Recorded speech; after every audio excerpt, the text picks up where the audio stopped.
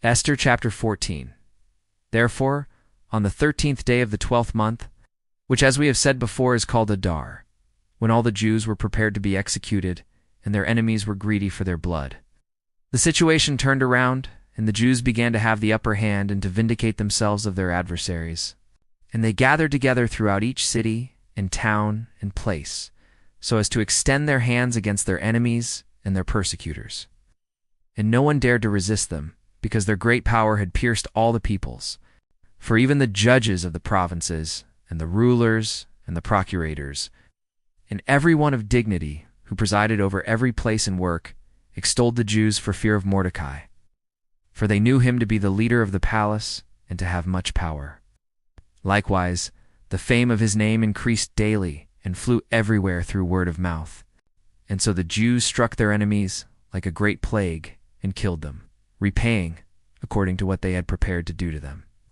So much so that even in Susa they executed 500 men, besides the 10 sons of Haman the Agagite, the enemy of the Jews. And their names are these: Parshandatha, and Dalphon, and Aspatha and Poratha, and Adalia, and Aridatha, and Parmashta, and Arisai, and Aridai, and Vaizatha. When they had slain them, they were unwilling to touch the spoils of their belongings. And immediately the number of those who had been killed in Susa was reported to the king. He said to the queen, "In the city of Susa the Jews have executed 500 men, and also the 10 sons of Haman. How many executions do you think that they have carried out in all the provinces? What more do you ask, and what do you wish, so that I may order it to be done?" And she answered, "If it pleases the king, may power be granted to the Jews, so as to do tomorrow in Susa just as they have done today, and that the 10 sons of Haman may be hung up the gallows." And the king instructed that it should be so done. And immediately the edict was hung up in Susa, and the 10 sons of Haman were hung up. On the 14th day of the month Adar, the Jews gathered themselves together, and they executed in Susa 300 men, but they did not seize their belongings from them.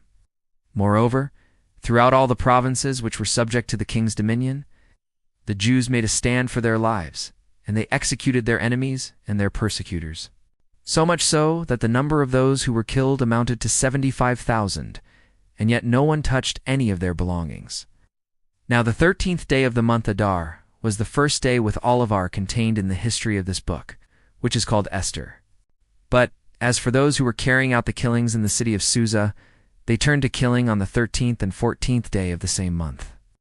But on the 15th day they ceased to attack, and for that reason they established that day as sacred, with feasting and with gladness.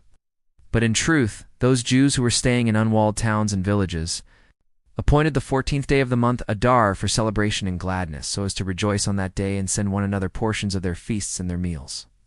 And so Mordecai wrote down all these things and sent them, composed in letters, to the Jews who were staying in all the king's provinces, as much to those in nearby places as to those far away, so that they would accept the 14th and 15th day of the month Adar for holy days, and always, at the return of the year, would celebrate them with sacred esteem. For on those days the Jews vindicated themselves of their enemies, and their mourning and sorrow were turned into mirth and joy, so that these would be days of feasting and gladness, in which they would send one another portions of their feasts, and would grant gifts to the poor. And the Jews accepted as a solemn ritual all the things which they had begun to do at that time, which Mordecai had commanded with letters to be done.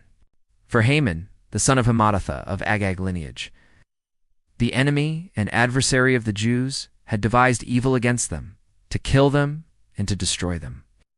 And he had cast which in our language means the lot. And after this, Esther had entered before the king, begging him that his efforts might be made ineffective by the king's letters, and that the evil he intended against the Jews might return upon his own head. Finally, both he and his sons were fastened to a cross. And so, from that time, these days are called Purim, that is, of the lots, because that is, the lot, was cast into the urn. And all things that had been carried out are contained in the volume of this epistle, that is, of this book, and whatever they suffered, and whatever was altered afterwards. The Jews received for themselves and their offspring, and for all who were willing to be joined to their religion, so that none would be permitted to transgress the solemnity of these 2 days, to which the writing testifies, and which certain times require, as the years continually succeed one another. These are the days which no one ever will erase into oblivion, in which every province in the whole world, throughout each generation, shall celebrate. Neither is there any city wherein the days of Purim, that is, of lots, may not be observed by the Jews, and by their posterity, which has been obligated to these ceremonies. And Esther the queen, the daughter of Abihail, and Mordecai the Jew, also wrote a second letter, so that with all zealousness this day would be confirmed as customary for future generations.